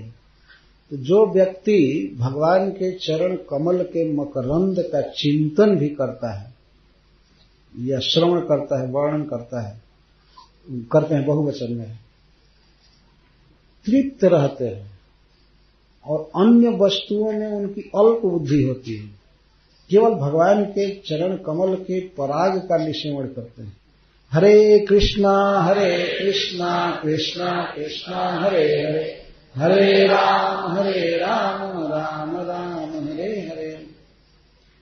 चरण कमल के पराग के निसेवन का क्या अर्थ हुआ है, इसे समझना चाहिए। यदि भगवान का चरण कमल के समान है तो मकरंद के समान उनके चरणों की धूली है। धूली जो चरण में लगती है उसको पराग कहा जाता है, सबसे पावन, भगवान के चरण कमल से संबंधित होने से। लेकिन पराग का है अर्थ है भगवान की चाल, भगवान का मुस्कुराना, गोवर्धन धारण करना, कोई भी लीला करना, इसको पराग कहा गया। एक जगह कहा गया है कि भगवान श्री कृष्ण के चरण कमलों के पराग उड़ करके जिनके कान में पड़ते रहते हैं, ऐसा एक बार कहा गया है। तो इसका अर्थ है लीला, जो भगवान का लीला चिंतन करते हैं। और योग प्रभाव विधुता खिल कर्म बंधा, योग के प्रभाव से, तस्सैव योग प्रभाव अर्थात भक्ति योग के महातेज से जिनके सारे पाप ध्वस्त हो गए। भक्ति योग में बहुत तेज है, एक बार नामोच्चारण से सारे पाप ध्वस्त हो जाते हैं। तो जो व्यक्ति भक्ति योग में लगा हुआ है उसके पाप कैसे रुक सकते हैं?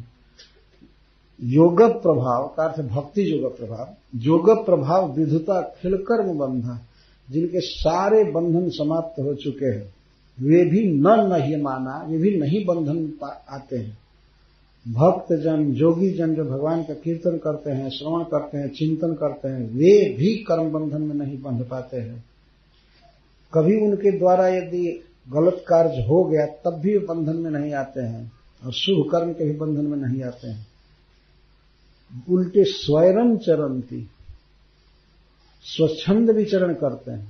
न कोई करने लायक कर्म का बंधन है, न निषेध, तो करते ही नहीं है। कदाचित हो गया तो स्वयं चरंती, मुनि नहीं माना, स्वच्छंद विचरण करते हैं, आचरण करते हैं, फिर भी बंधन में नहीं आते। तो फिर अपनी इच्छा से ही, कर्मों के बस में नहीं, अपनी इच्छा से ही जिन्होंने गोलोक से अपने श्री विग्रह को प्रपंच में लाया है, स्वच्छंद ईश्वर, जन्म नहीं लिए हैं, वे उतरे हैं, उनके लिए कैसे बंधन हो सकता है? जिनकी भक्ति करने वाले कर्म बंधन से पार हो जाते। विधुत अखिल कर्म बंधा, सारे कर्म बंधन ध्वस्त हो जाते हैं जिनकी कृपा से, जिनके ध्यान से। वे प्रभु स्वयं कैसे बंधन में आ सकते हैं? तो क्या कर्म बंधन लग सकता है? कुछ भी नहीं बंधन लगेगा। यह सुखदेव गोस्वामी के निराकरण का तरीका है, और वास्तव में इस संसार में इन्हीं उक्तियों से बहिर्मुख लोग समझ सकते हैं, कुछ नहीं तो नहीं समझेंगे। रामायण में वर्णन है कि एक बार नारद जी गए हिमाचल के पास, तो पार्वती जी जन्म ली थी, विवाह के योग्य हो गई। उनको श्री नारद जी आए तो उनके पिताजी पार्वती जी की हस्तरेखा पढ़वा रहे थे, ज्योतिषी दिखवा रहे थे कि इसका भविष्य देखकर बताइए, इसका विवाह कहाँ लिखा है, किसके साथ होगा। तो नारद जी देखे और कहे कि अरे इसका विवाह तो बहुत बेढंगा व्यक्ति से लिखा है। उन्होंने कहा, वो तो सब जानते थे नारद जी, लेकिन उन्होंने शुरू में कहा कि इसका विवाह ऐसे व्यक्ति से होगा जिसको घर भी नहीं है, कपड़ा भी नहीं पहनता है, पिशाच जैसा रहता है, स्मशान में रहता है, ये रहता है, कोई उसके पास न एक पैसा है, न घर है, न कुछ नहीं। सब लक्षण बताए कि ऐसा है। तो बड़ा, तो वो माता पिता पार्वती जी के रोने लगे उसी समय कि हाय कि भगवान, इतनी सुंदर लड़की दिया और इसका विवाह किसी भूत से होगा। बहुत दुखित हो गए। वो लोग नहीं जानते थे कि शिव जी हैं ये। तो नारद जी से लोग पूछे कि आखिर आप तीनों लोग में घूमते रहते हैं, बताइए कि कौन वो व्यक्ति है जिसके साथ विवाह होगा, जिसमें सारे कुलक्षण विद्यमान है। तो नारद जी कहने लगे कि हमारे समझ से यह व्यक्ति शिव जी है,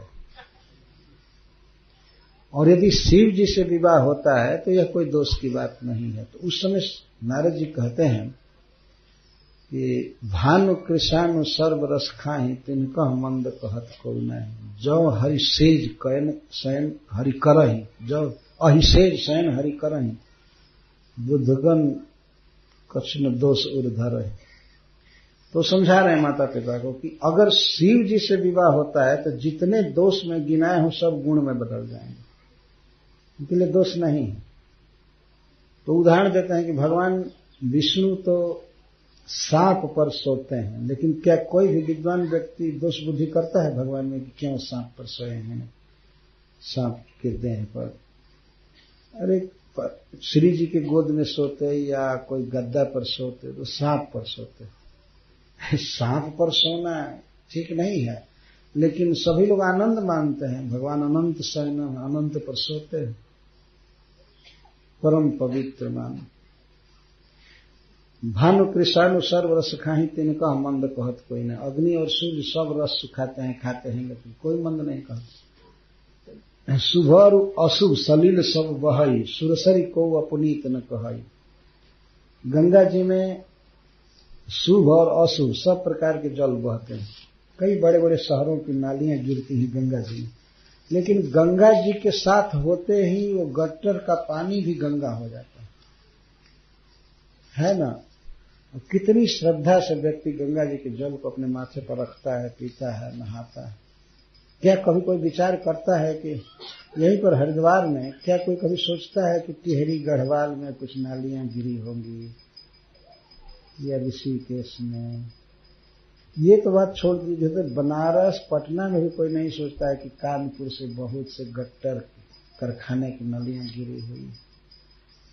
गंगा जी उतनी ही पावन है। शुभ और अशुभ सलिल सब बहई, सुरसरी को अपनीत न कहई।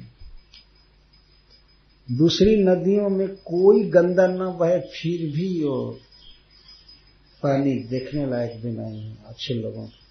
और गंगा जी में गंदा पानी भी बहे तो परम पावन। नारद जी समझाने लगे कि अगर शिव जी से विवाह होता है तो इस शिव जी में सब लक्षण है। तो उन्होंने कह दिया कि जाओ इनको कह दो इस लड़के को कि तप करे, तब शिव जी विवाह करेंगे। पार्वती जी ने घोर तप किया, कुछ दिन सूखा पत्ता खाई, बाद में पत्ता खाना छोड़ दिया, तो इसीलिए पार्वती जी का नाम पड़ा अपर्णा। पर्ण माने पत्ता, पत्ता भी नहीं खाती थी, घोर तप किया। भगवान शिव द्रवित हो गए, लेकिन उन्होंने सप्तर्षियों को भेजा पार्वती जी के प्रेम की परीक्षा लेने के लिए। एक बार तो शरीर त्याग चुकी थी, फिर जन्म ली थी, तो शिव जी ने भेजा अपने मित्रों को, सप्तर्षियों को, विजय कर उसकी परीक्षा लीजिए कि वास्तव में मुझ में ही प्रेम है कि दूसरे में भी हो सकता है। सप्तर्षि लोग गए, पार्वती तप कर रही थी, लेकिन ये लोग गए तो समझ गए कि आए हैं बात करने के लिए। सप्तर्षि लोग बड़े कुशल थे, बड़े ठीक से बोले कि आप इतना घोर तप कैसे कर रही हैं, कैसे घोर तप कर रही है? तो उन्होंने कहा कि पति बनाने के लिए, पति बनाने के लिए तपस्या कर रही हैं। सब पति बनाने के लिए? किसको पति बनाना चाहती हैं? किसका वर्ण आपने मन में किया है, किसको बनाना चाहती हैं? तो पार्वती जी भी बहुत कुशल थी, वो समझ गए कि ये लोग आए हैं परीक्षा लेने। तो कहेंगे आप लोग हमारी बेवकूफी सुनकर बहुत हंसेंगे, इसीलिए कृपया जाइए। मैं बिल्कुल मूर्ख हूं, पागल हूं, आप लोग सुनकर हंसेंगे। हमने जो निश्चय किया। तो क्या निश्चय किया है, क्या निश्चय किया है? किसको पति बनाना चाहती हैं? आप लोगों को सुनकर बहुत आश्चर्य होगा कि मैं भगवान शिव को अपना पति बनाना चाहती हूं। तो ऋषि लोग ठठा करके हंसे कि अरे बात, कौन आपको बता दिया? आप शिव का इतिहास जानती हैं? उनके पास पहले भी एक स्त्री थी, पार्वती जी ही हैं। इनके पास पहले एक स्त्री थी, आपको पता है? नहीं, हम बताते हैं। उनके पास एक पहले स्त्री थी, स्त्री का खर्चा किसी तरह से नहीं चला, घर द्वार कुछ ठिकाना है नहीं, स्वयं पेड़ के झाड़ के नीचे रहते हैं, और उसको जैसे तैसे उसके पिता के घर में भेज करके उसका मर्डर करा दिया। ये शिव जी हैं। और अब बिना स्त्री के हैं तो हम लोगों से कहते हैं कि बिल्कुल मुझे चैन मिला, मैं बहुत सुखी हो गया, खत्म हो गया। एक बार तो स्त्री रखे और वो ऐसी भोगी, मरना पड़ा। और जानती हैं आप, वो अपने घर पर कैलाश में क्यों नहीं मारे, उसको क्यों नहीं मारे? कि शिव जी पर केस हो जाता है, इसीलिए उन्होंने नैहर भेज करके उसको मरवाया। स्त्री से उनको बिल्कुल प्रेम नहीं है, कुछ नहीं है, उनके घर में कुछ है ही नहीं, तो क्या रखेंगे? एक बार तो स्त्री ने विवाह किया था, वो ऐसे मरी, कुसुमा में अकाल मृत्यु हुई उसकी। और आप उसी घर में जाएंगी तो आप भी वही दुख भोगना चाहती हैं क्या? वही दुख भोगना चाहती हैं। आपने पता लगाया है, कहीं स्टूडियो से फोटो उनका मंगाया, कैसे हैं? वही विवाह करने लायक वर है। जब से दक्ष ने साप दिया है तब से वो श्मशान में रहता है, भूत प्रेत, तेल लगाया नहीं, कभी सोना देखा नहीं, हड्डी पहनता है। आपको क्या हो गया है कि ऐसे व्यक्ति को आप अपने वर के रूप में पाना चाहते हैं? तो पार्वती जी ने कहा क्या किया जाए? नारद जी ने तो कहा कि हमारे भाग्य में वही लिखा है, ऐसा पति लिखा है। तो अब तो मैंने मान लिया है कि वे हमारे पति हैं और मैं अपना मन बदल नहीं सकती। जन्म कोटि लगी रगर हमारी, बरऊ शंभु न तो रहूं कुमारी। करोड़ों जन्म लेना पड़े लेकिन पति बनाऊंगी तो शिव जी को, नहीं तो कुमारी रहूंगी। समझे? इस तरह से निर्णय मेरा है। तो आखिर आपको कौन बताया? तो पार्वती जी ने कहा कि मेरे गुरु महाराज। गुरु कौन है? तो कहे कि श्री नारद। अरे बाप रे बाप, नारद का तो काम ही है नष्ट करना, नष्ट करना। बताइए, बताना ही था तो भगवान नारायण को, विष्णु को क्यों नहीं बताया आपके सामने? वो वैकुंठ निवासी हैं, श्री जी के पति हैं। कितना सुंदर शरीर है, कितना वैभव है, कितना सुंदर शील स्वभाव है। जब पति ही बनाना है तो आपको चाहिए कि आप भगवान विष्णु को बनाएं। और अभी भी बिगड़ा क्या है? केवल नारद के बहकाने से आपने मान लिया। नारद कितने लोगों का घर नष्ट किया है आपको पता है? दक्ष सुतन उपदेश नि जाए, तिन्ह पुनि भवन न देखाया। दक्ष के पुत्रों को, जो 10,000 एक बार थे और 1,000 एक बार, 11,000 पुत्रों को नारद ऐसा उपदेश किया कि फिर पिता का घर नहीं देख पाए, वो लोग लौटे ही नहीं। ये नारद की करामात है ना।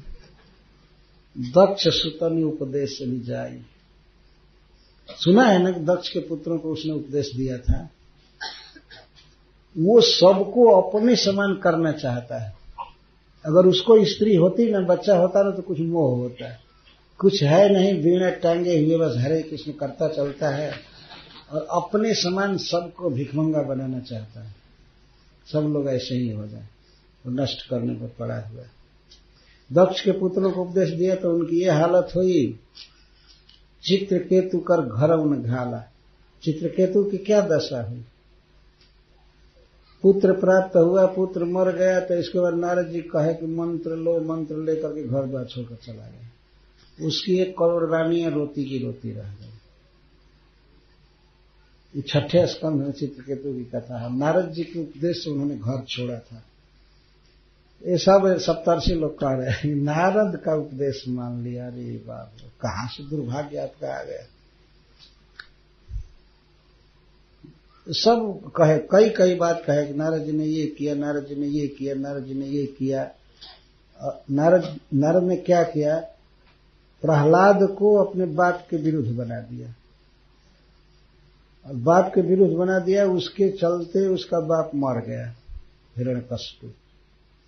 ये वो नारद का, वो प्रहलाद को विभूति नहीं बनाया होता तो बाप को कहीं क्यों मरवाता हो? सुना है ना आपने? हाँ, सब सुने हैं। लेकिन पार्वती जी ने कहा कि तजऊ न नारद कर उपदेश, आप कहीं कोटि बार महेश। अगर शिव जी आकर के हमको कहे ना कि नारद जी के उपदेश को मत मानो, तो मैं उनकी बात छोड़ दूंगी, लेकिन नारद की बात मानूंगी। पार्वती जी ने कहा।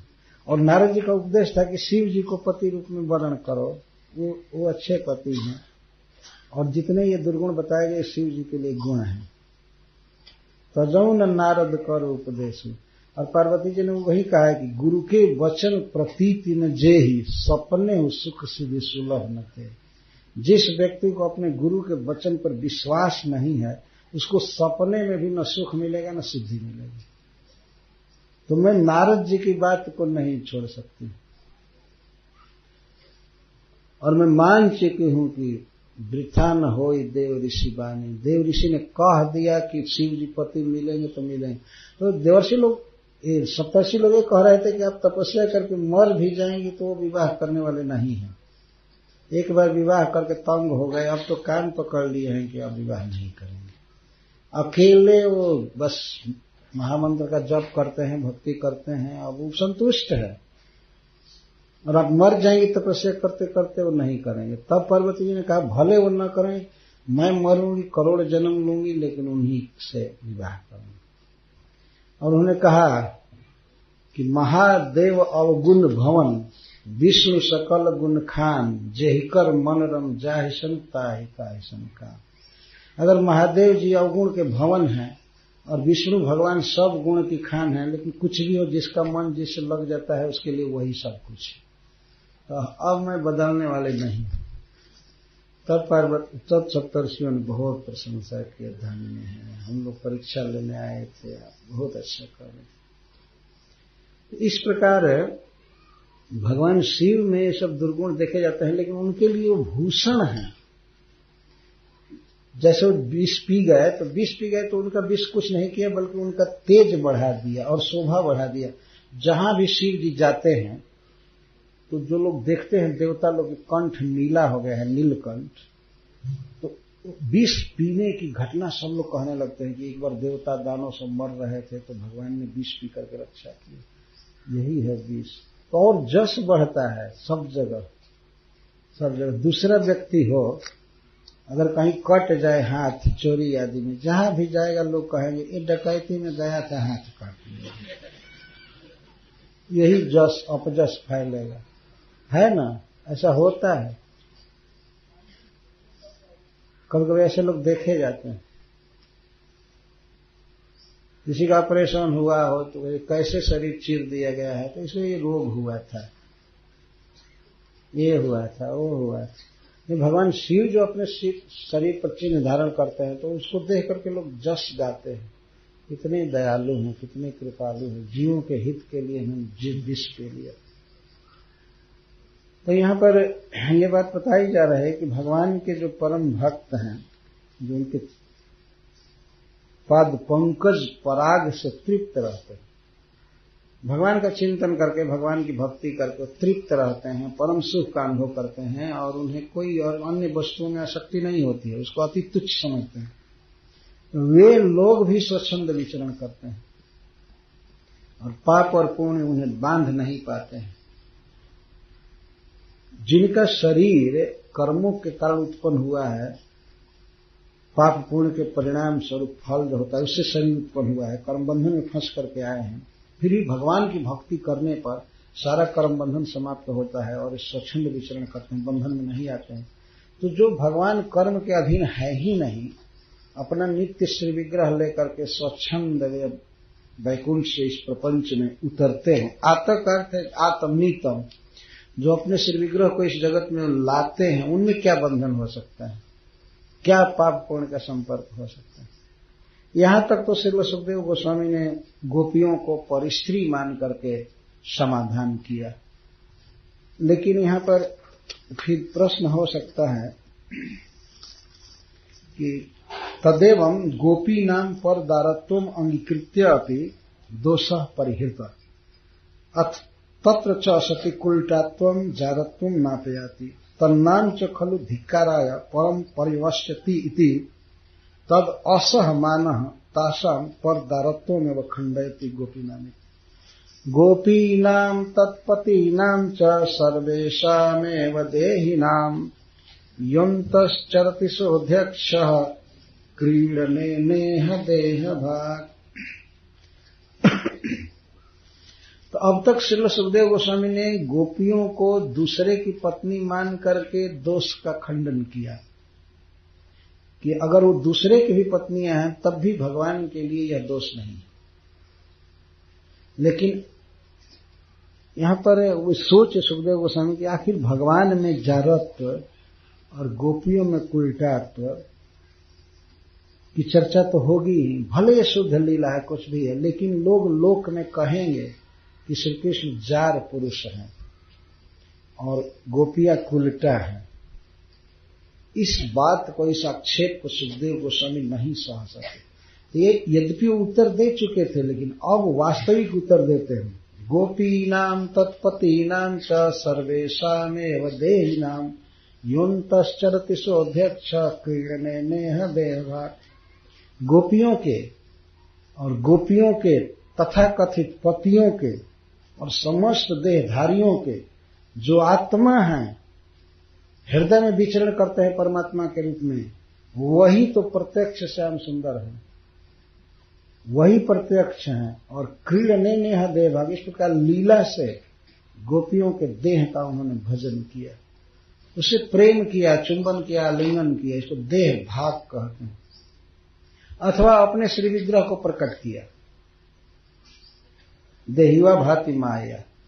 देखा जाता है कि भगवान देहवान है, कोई जीव कर्म के कारण देह प्राप्त किया है, लेकिन ऐसी बात नहीं है। भगवान का देह नित्य है, हानोपादान रहित है, चिन्मय है, आनंदमय है, उसको भगवान यहाँ प्रकट करते हैं। चक्रवर्ती पाजी अर्थ करते हैं देह भाग, क्रीडनेन देह भाग, क्रीडनेन विहार में, खेल में भगवान ने गोपियों के देह का भजन किया, उनसे प्रेम किया, सेवन किया। वास्तव में मुख पोछे हैं, पंखा झले हैं, नाचे हैं, गाए हैं, तो भाग का अर्थ भजन। गोपियों के देह का भगवान ने भजन किया, क्रीड़ा कर रहे हैं। श्रील जीव गोस्वामी पाद जी अपनी टीका में एक जगह लिखते हैं कि पति कौन है। एक शरीर को मान लीजिए कोई मनुष्य है, तो मनुष्य के भीतर किसी स्त्री का पति कौन है? देह पति है कि देह के भीतर रहने वाला आत्मा? देखा जाता है कि जब हरिबोल क्या कर रहे हैं, सुनिए, तो शरीर जब छूट जाता है उसके बाद भी पत्नी अपने पति को जल देती है, श्राद्ध करती है, देखा गया है ना। तो शरीर तो जल करके नष्ट हुआ, दग्ध हो गया है। इसका अर्थ है कि शरीर पति नहीं था, सिद्ध हुआ ना। मंत्र पढ़ा जाता है, कोई स्त्री अपने पति को जल दे रही है उसके शुभ गति के लिए, इसका मतलब शरीर छोड़कर तो आत्मा गया है कहीं, उसके सुख के लिए वो यहाँ व्रत करती है, अनुष्ठान करती है। तो सिद्ध हुआ कि जो शरीर जल गया, राख हो गया, चिता में दग्ध हो गया, वो पति नहीं है, पति है आत्मा। आत्मा क्या है? आत्मा है परमात्मा का एक छोटा सा अंश। ममई वांशो जीव लोके जीव भूत सनातन। तो जीव भी भगवान का अंश है, और भगवान तो हृदय में रहते ही हैं, तो वास्तविक पति तो भगवान हुए ना। भले कोई माने या न माने, लेकिन वास्तव में सभी स्त्रियों के ही नहीं, गोपी नाम तत्पति नाम च सर्वेशा एवं देहिना, सभी देहधारियों के वास्तविक पति परमात्मा भगवान कृष्ण है। परमात्मा सबका पति है। तो यह कहा गया, जीव गोस्वामी जी ने प्रश्न उठाया, परमात्मा तो निराकार रहता है, दिखता नहीं है, लेकिन वास्तव में चेतना देने के रूप में भगवान दिखाई नहीं पड़ते हैं, इसीलिए उनको निराकार कहा जाता है। नहीं तो जहां वास्तविक वर्णन होता है तो वहां भी आकार का वर्णन है। केचित सो देहांतर हृदय अवकाशे प्रादेश मात्रम पुरुषम भजन्ति। द्वितीय स्कंद में सुखदेव गोस्वामी ने कहा है, कुछ लोग परमात्मा का ध्यान करते हैं। परमात्मा कैसे हैं? अंगुष्ठ के बराबर हैं, प्रादेश मात्र। उनकी बहुत सुंदर आंखें हैं, बहुत सुंदर पैर है, बहुत सुंदर मस्तक है, आभूषण पहने हैं। परमात्मा का इस पर ध्यान करते हैं। परमात्मा निराकार नहीं है। तो स अध्यक्ष, वही अध्यक्ष हैं, बुद्धि आदि के साक्षी हैं, अथवा वही प्रत्यक्ष है ना। कृष्ण तो प्रत्यक्ष हैं, और इनका ही एक अंश परमात्मा के रूप में सभी देहधारियों में वास करता है। जब तक कि पति पत्नी का संबंध किस लिए है, क्यों है? क्योंकि भगवान हृदय में हैं, तब तक शरीर जीवित है, तो पति पत्नी का संबंध है। क्या कोई मरे हुए शरीर के साथ भाव कर सकता है? दो मरे हुए लोगों में विवाह हो सकता है क्या? बताइए। तो शरीर पति नहीं है, न शरीर पत्नी है, ये सिद्ध हुआ। शरीर में जो चेतना का संचार कर रहा है जीव, या जीव का नियामक भगवान परमात्मा, यही वास्तविक पति है।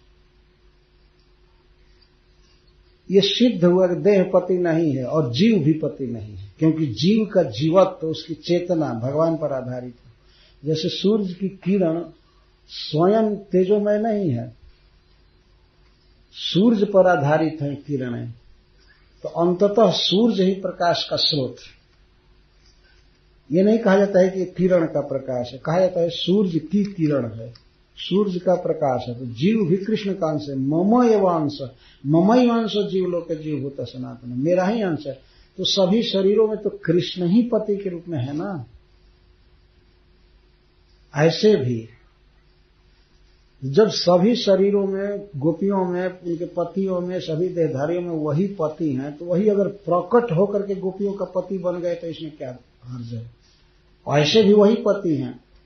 अगर कोई व्यक्ति मानता है कि मैं किसी गोपी का पति हूं, तो मानने से क्या होगा, हृदय में जो भगवान है वही पति है। उस समय भी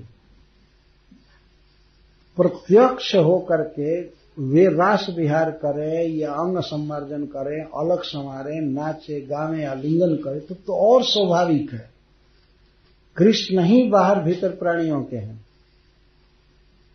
कृष्ण के लिए कौन पराया हो सकता, कोई पराया है ही नहीं। बल्कि जो व्यक्ति अज्ञता बस देहात्म बुद्धि करके मानता है कि मैं इसका भाई हूं, मैं इसका पति हूं, मैं इसका पिता हूं, यह गलत। त्वमेव माता च पिता त्वमेव, त्वमेव बंधुश्च सखा त्वमेव, त्वमेव विद्या द्रविणम त्वमेव, त्वमेव सर्वम मम देव देव। जब दिव्य धरातल पर एक साक्षात्कार होता है तब ज्ञान होता है कि वास्तव में कृष्ण हमारे सब कुछ, कृष्ण हमारे सब कुछ। तो सुखदेव गोस्वामी कहते हैं कि कौन कहता है दुष्ट पापी की गोपियां दूसरे की पत्नियां हैं। गोपी हो चाहे कोई हो, सबके पति श्री कृष्ण। तो श्री कृष्ण के स्वरूप को समझना चाहिए। जो लोग भगवान के स्वरूप को, गुण को, विशेषता को नहीं जानते हैं, वही लोग अनेक शंका किया करते हैं। जो व्यक्ति कृष्ण को जानता है कोई शंका नहीं करेगा। इसके पहले 2 बार सुखदेव गोस्वामी ने कहा है कि कृष्ण की पत्नियां हैं। महाराज परीक्षित ने एक बार प्रश्न किया कि कृष्ण को तो एक सुंदर लड़का समझती थी, फिर कैसे गुणों से पार हो गए, उनका कर्मबंधन कैसे खत्म हो गया। तो सुखदेव गोस्वामी झुला करके बोले, लीला कह रहे थे। किसी किसी गोपी को गोपों ने बंद कर दिया घर में, तो भगवान का ध्यान करके वो अपने गुणमय शरीर को छोड़ दी। मतलब शरीर तो जीवित ही रहा, लेकिन दूसरे शरीर से कृष्ण के पास चली गई, भाव देह से। तो महाराज परीक्षित कहते हैं कि कृष्णम विदुः परम कांतम न तो ब्रह्मतया मुनि गुण प्रवाहो परमस्तासम गुण धियाम कथम। कृष्ण को तो एक परम सुंदर लड़का समझती थी गोपियां, उनको तो भगवान या परब्रह्म समझती नहीं थी। तो सुंदर व्यक्ति समझ करके केवल चिंतन किया, मिलने की लालसा किया, और इससे कैसे उनका कर्मबंधन मिट गया। तो सुखदेव गोस्वामी डांटते हुए कहते हैं परीक्षित महाराज, उक्तम पुरस्ता देता थे चैद्य सिद्धिम यथागत द्विषन्नपि हृषिकेशम किमुता धोक्षज प्रिया। अधोक्षज प्रिया कह, जब भगवान की निंदा करके, द्वेष करके शिशुपाल चिंतन किया और वह मुक्त हो गया, तो भगवान को अपने कांत के रूप में चिंतन करके गोपियां कर्मबंधन से मुक्त हो जाए, कौन आश्चर्य। क्यों पूछ रहे हो, तो पहले ही बताया हो ना। उत्तम पुरस्कार पहले ही एक कह चुका हूं। पुरस्कार का अर्थ पहले 7वें स्कंध में ही बता चुका हूं। महाराज परीक्षित पर वे प्रेम का कोप कर रहे हैं। वो जानते थे कि परीक्षित पूछ रहा है और लोगों के लिए, लेकिन वो नाटक कर रहे थे परीक्षित महाराज कि हमको संदेह है। तो सुखदेव गोस्वामी ही नाटक कर रहे हैं, उन्हीं को डांट रहे हैं, बीच में इस तरह पूछते रहते हैं। कहाँ भगवान की लीला कह रहे थे तब तक वो पूछते हैं कि कैसे मुक्त हो गए। एक कैसे शिशुपाल मुक्त हो गया। वो कोई पूजा करता था, भगवान की स्तुति और जप किया करता था क्या, गाली देता था ना। गाली देता हुआ भी व्यक्ति कृष्ण का चिंतन करके मुक्त हो सकता है। तो कृष्ण को परम प्रिय मान करके उनमें आसक्त होकर के गोपियों ने चिंतन किया तो वे मुक्त होंगे। तो इसमें क्या आश्चर्य, क्या पूछ रहे हो तुम, इतना नहीं समझते हो। इस तरह की भाषा है सुखदेव गोस्वामी, जैसे लगता है कि इस पर बोलना नहीं चाहते हैं, तो लीला कहना चाहते हैं। ये बहुत सुंदर सिद्धांत है। गोपीनाम तत्पतीनाम च सर्वेशामेव देहिनाम युन्तश्चरति स्वाध्यक्ष क्रीडने नेह देव। जो प्रभु सबके अंतर में विचरण कर रहे हैं, सबके बुद्धि आदि की प्रेरणा देते हैं, हाथ में चेतना देते हैं, आंख में, कान में, नाक में, और वह व्यक्ति बोलता है किसी स्त्री को मेरी प्रिया, मेरी पत्नी या ये वो, तो कौन बोल रहा है? वह जीवात्मा बोल रहा है, और जीवात्मा भगवान का एक अंश है, तो अंततः वो भगवान बोल रहे हैं, ये समझना चाहिए। तो यह पति पत्नी का संबंध वास्तव में ये झूठा है, ये झूठा है। कोई किसी का पति नहीं है, कोई किसी की पत्नी नहीं है, कोई किसी का भाई नहीं है, कोई किसी का बाप नहीं है। भगवान सब कुछ है। गीता में इसीलिए कहते हैं पिता हमस्य जगतो माता धाता पितामह। इस जगता इन समस्त जीवों का मैं, जीवों की मैं माता हूं, मैं पितामह हूं, मैं पितामह हूं, मैं ही पिता हूं, मैं ही मां हूं, मैं ही सब कुछ। मानो भगवान ये कहना चाहते हैं कि दूसरे के बंधन में मत पड़ो कि ये मेरी पत्नी है, ये मेरा पति है, सब झूठा झमेला है वास्तव। पति गतिर्भर्ता प्रभु साक्षी निवास शरणम सुहित प्रभुवः प्रलय स्थानम निधानम बीजमव्यम। गोपियों का तो महद भाग्य है कि उन्होंने वास्तविक पति को पहचाना और झूठे पति को छोड़ दिया। जो आरतीदत्त है, दुखद है, उनको छोड़ा, असली पति को वरण किया था। ये गोपियों की महानता है। सुखदेव गोस्वामी उनके परदारत्व को सहन नहीं किए। अब तक तो परदार मानकर, दूसरे की स्त्री मानकर समाधान कर रहे थे। जब परीक्षित ने कहा कि आखिर गोपियों को तो उल्टा कहा जाएगा, कृष्ण को जार कहा जाएगा, तो इस पर वे झुंझला करके बोले नहीं, वो दूसरे की है ही नहीं, और केवल गोपियों के नहीं, समस्त जीवों के वास्तविक पति श्री कृष्ण। किसी के साथ पर का संबंध है ही नहीं, कृष्ण के सभी है, कृष्ण सबके है। इस संसार में व्यवहार निभाया जा सकता है, ठीक है, पति पत्नी का, भाई भाई का, पिता पुत्र का, लेकिन यह मानते हुए कि वास्तविक संबंधी कृष्ण है और कोई है नहीं। तो गोपियों ने यदि सब कुछ छोड़ करके अपने असली पति को पहचान करके उनके साथ नृत्य गान किया तो कौन अनुचित किया? सुखदेव गोस्वामी सभा में बड़े बड़े लोगों के सामने प्रवचन कर रहे हैं। ये सब बातें सुनने के बाद फिर मन में कोई संदेह नहीं रह जाता है।